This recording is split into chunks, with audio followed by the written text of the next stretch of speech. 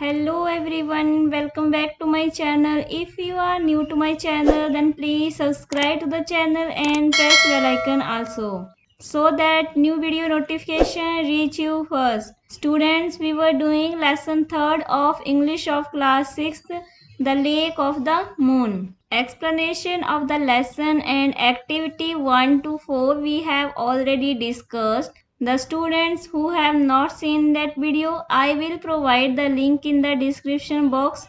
So watch that video also. Students, today we will discuss learning language. So let's start.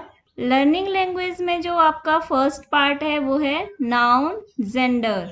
Gender is the type of noun. There are 4 types of genders. So कितनी types हैं? 4 types हैं. Masculine, feminine, neuter और common.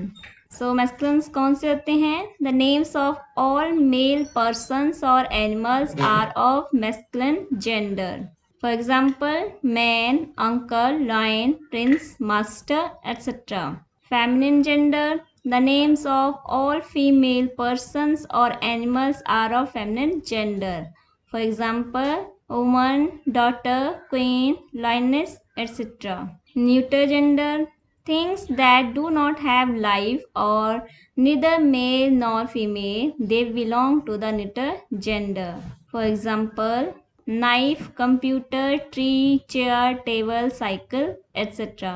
ये वो gender होते हैं जो ना तो मेल होते हैं ना फीमेल होते हैं और इनमें लाइफ नहीं होती है. ठीक है, निर्जीव चीज़ें, वो हमारी न्यूट्रल जेंडर कहलाते हैं. नेक्स्ट है common gender. Names that can be used for both males and females are of common genders. वो नेम्स जो हम मेल और फीमेल दोनों के लिए यूज़ कर सकते हैं वो कॉमन जेंडर होते हैं. जैसे चाइल्ड, ठीक है, गर्ल चाइल्ड को भी हम चाइल्ड बोलेंगे और बॉय को भी. वैसे ही teacher, student, parent, leader etcetera. Okay, so इसी के बेस्ड नेक्स्ट एक्टिविटी है activity 5th. Sometimes the word is slightly changed before EWS is added. Some examples are given in the table. Complete the ones that have been left blank in the table. Okay, so यहाँ पे आपको कुछ genders दिए गए हैं, जैसे God का goddess, waiter, waitress, tiger, tigress. आपने ध्यान रखना है कि टाइगर का टाइग्रेस बनाते समय यहाँ का ई हट जाता है और बाद में लगता है. ठीक है, ऐसे lion, lioness, prince, princess, emperor, empress, host, hostess, duke, duchess, actor, actress. Next is activity 6th. ये भी आपका जेंडर बेस्ड एक्टिविटी है, जैसे bull, cow, son, daughter, horse, mare, uncle, aunt, nephew, niece, sir, madam, brother, sister, father, mother, male, female, husband, wife, goose, gander. Next activity 7th है. ये भी gender based ही है. First जैसे milkman जो दूध देता है, ग्वाला, milk maid, landlord, landlady, peacock, peahen, he goat, she goat, father in law, mother in law, grandfather, grandmother, son in law, daughter in law, grandson, grand daughter, policeman, police woman. Next है activity 8th. It is also gender based activity. जैसे first है hero, heroine. Next है lad, लास.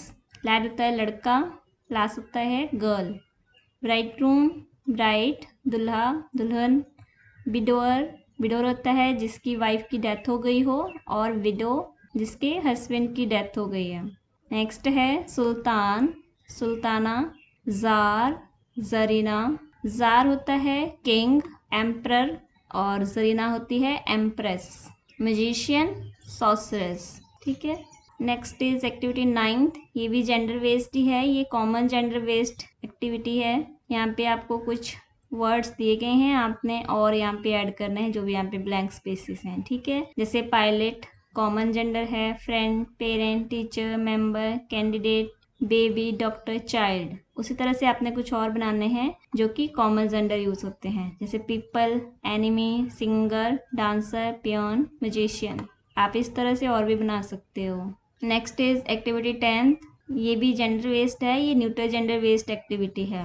ठीक है, यहाँ पे कुछ आपको दिए गए हैं और ब्लैंक स्पेसेस में आपने ऐड करने हैं, जैसे chair, paper, book, school, pencil, mountain, fan, computer, camera, photo. So आप आगे लिख सकते हो लैपटॉप, टेबल, बॉक्स, बैग। ये सारे न्यूट्रल जेंडर हैं, ठीक है। Next is activity 11th, fill in the blanks using the correct options. Here is hint box और आपने इसमें फिल करना है नेम। फर्स्ट है a queen wears a crown, a pilot flies an airplane, my grandmother is an old lady, my father is a very kind and caring man, a cow gives us milk, a hen lays eggs, my father's brother is my uncle, my mother's sister is my aunt, a duck quacks all day long in the pond, a cock says cock-a-doodle-doo. Next is activity 12th. Write the opposite gender. So अपने opposite gender लिखने हैं, जैसे husband का opposite wife, master mistress, milkmaid milkman, peahen peacock, nephew niece, washerman washerwoman, president president, queen king, goose gander, princess prince. Next is activity 13th. Read the story and do as directed. आपको यहाँ पे एक story दी गई है, इसको आपने read करना है और उसके फॉलोइंग जो क्वेश्चंस है उनके आपने आंसर्स देने हैं, ठीक है। सो फर्स्ट हम स्टोरी रीड कर लेते हैं। Let's start. The king was very angry. राजा बहुत क्रोधित था। He ordered his guards to put his minister in prison. उसने अपने सिपाहियों को बोला कि मिनिस्टर को जेल में डाल दो।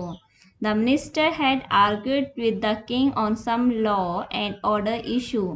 क्योंकि मिनिस्टर ने राजा के साथ कुछ कानूनी मुद्दों पे आर्गूमेंट की थी, बहसबाजी की थी। The minister was put in prison. Minister मंत्री को जेल में डाल दिया गया। One day the emperor went to the prison to see his minister. एक दिन सम्राट जेल में अपने मंत्री को देखने गया। The king told him. राजा ने उसको कहा, I will set you free on one condition. मैं तुम्हें एक कंडीशन पे मुक्त कर दूंगा, तुम्हें यहाँ से छोड़ दूंगा। You must bring me a horse that is neither white nor black nor brown nor grey.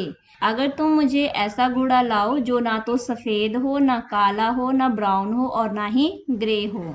The minister was surprised at this demand. Minister इस डिमांड पे, इस मांग पे बहुत हैरान हुआ। However he agree to his condition. परंतु वह फिर भी उसकी इस कंडीशन के लिए सहमत हो गया। A week later the minister came to the palace. एक सप्ताह बाद मंत्री महल में आया। Have you found a horse? The king asked. राजा ने पूछा, क्या तुम्हें घोड़ा मिल गया है?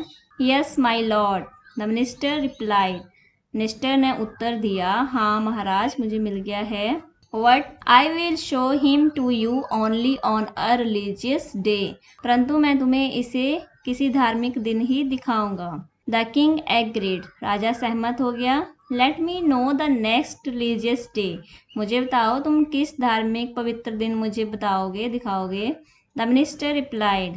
मिनिस्टर ने जवाब दिया, I will show you the horse on any day other than Sunday, Monday, Tuesday, Wednesday, Thursday, Friday और सैटरडे। मैं आपको घोड़ा Sunday, Monday, Tuesday, Wednesday, Thursday, Friday और सैटरडे, इन दिनों को छोड़ करके दूसरे दिन दिखाऊंगा। The king started laughing. राजा हंसना शुरू हो गया। He was cleverly outsmarted by his minister. Outsmarted होता है किसी को और भी ज़्यादा अपनी चालाकी से हराना, मतलब किसी की चालाकी के सामने अपनी और चालाकी दिखाना। राजा को उसके मिनिस्टर ने उसकी चालाकी के सामने और ज़्यादा चालाकी से उसको हरा दिया था। The minister was set free. Minister को अब आज़ाद छोड़ दिया गया। And promoted to the next higher position. और उसे और भी ऊंची पदवी पर प्रमोट कर दिया गया। तो that was your story. Next are questions. Write the meanings of. सबसे पहले है आउटस्मार्ट। आउटस्मार्ट का मतलब क्या होता है? Defeat someone by being clever, बहुत ही चालाकी के साथ किसी को हराना। इशू, इम्पॉर्टेंट टॉपिक, कोई महत्वपूर्ण टॉपिक, विषय, मुद्दा। Next is answer the following questions. First is why was the king angry? राजा क्यों क्रोधित था? So answer is because the minister had argued with the king on some law and order issue. Next is why was the minister surprised at king's demand? So answer is the minister was surprised because the king wanted a horse that was neither white nor black nor brown nor grey. Next is choose the right option. First is the argument between the king and the minister was about. तो किसके बारे में argument हुई थी? Law and order issue. So option A is right answer. Next is the king ordered his guards to put his minister in prison because the minister had argued with him on law and order issue. So option C is right answer. Next is the minister was surprised at the king's demand because all horses are either black or brown or grey or white. So option A is right. Next is activity 14th. Write as many words as you can think of that rhyme with the following words. One rhyming word is given for each word and practice speaking them with your partner. So students, ये activity आपने अपने आप करनी है. आपने इनसे rhyme करते हुए ही वर्ड्स यहाँ पे आगे लिखने हैं. जैसे मून, बून, तो इससे राइमिंग करते हुए वर्ड्स आपने इस लाइन में लिखने हैं. वैसे ही लुक्स, हुक्स. ठीक है. नेक्स्ट है learning to write, letter writing informal. ठीक है. तो आगे हम लेटर लिखना सीखेंगे. सो इनफॉर्मल लेटर है ये. सबसे पहले हम राइटर का एड्रेस लिखते हैं. ठीक है. उसके बाद डेट का फॉर्मेट आपने देख लेना है. बिल्कुल ऐसे ही आपने राइट करना है. बहुत से बच्चे अलग अलग तरह से लिख देते हैं, लेकिन जो राइट मेथड है वो यही है. सो आपने इस फॉर्मेट में ही डेट राइट करनी है. नेक्स्ट आपने सैल्यूशन लिखना है, जिसके लिए आप लिख रहे हो. फिर लेटर की बॉडी होती है. पहले इंट्रोडक्शन, फिर मेन कंटेंट और फिर कंक्लूजन, और लास्ट में राइटर्स नेम. ओके. सो इसी के बेस्ड आपको एक्टिविटी 15th है. Write a letter to your uncle thanking him for the beautiful gift he has sent to you. आपने अपने अंकल को थैंक्स गिविंग लेटर लिखना है, जिसमें कि आप थैंक यू बोलोगे उनको एक ब्यूटीफुल गिफ्ट के लिए जो कि उन्होंने आपको भेजा था. ठीक है. सो स्टूडेंट्स, आप लेटर इस तरह से राइट कर सकते हो. एड्रेस में आप यहाँ पे अपना घर का एड्रेस लिख सकते हो, लेकिन मैंने यहाँ पे एग्जामिनेशन हॉल लिखा है XYZ और date 19 June 2021. My dear uncle. Okay. फिर उसके बाद आप इंट्रोडक्शन स्टार्ट कर दोगे. Thank you very much for the birthday gift sent by you. It is a beautiful wristwatch. It is so kind of you to remember me. It shows your love for me. It is a beautiful watch. Everybody has liked it. It will make me punctual in every activity. Once again, I thank you very much for this gift. I may assure you that I shall keep it very carefully. और last में with regards, your lovingly, आपका नाम. ठीक है. ABC की जगह आप अपना नाम यहाँ पे राइट करोगे. सो स्टूडेंट्स, इसके साथ ही आपका लेसन 3 पूरा कंप्लीट होता है. Next is lesson 4, the giving tree. ये हम नेक्स्ट वीडियो में डिस्कस करेंगे. Till then revise this video and keep watching my channel. If you find this video useful then please like, share and comment. And if you are new to my channel, then please don't forget to subscribe my channel. We will meet soon with new video. Till then, keep tuning to my channel. Thank you for watching this video.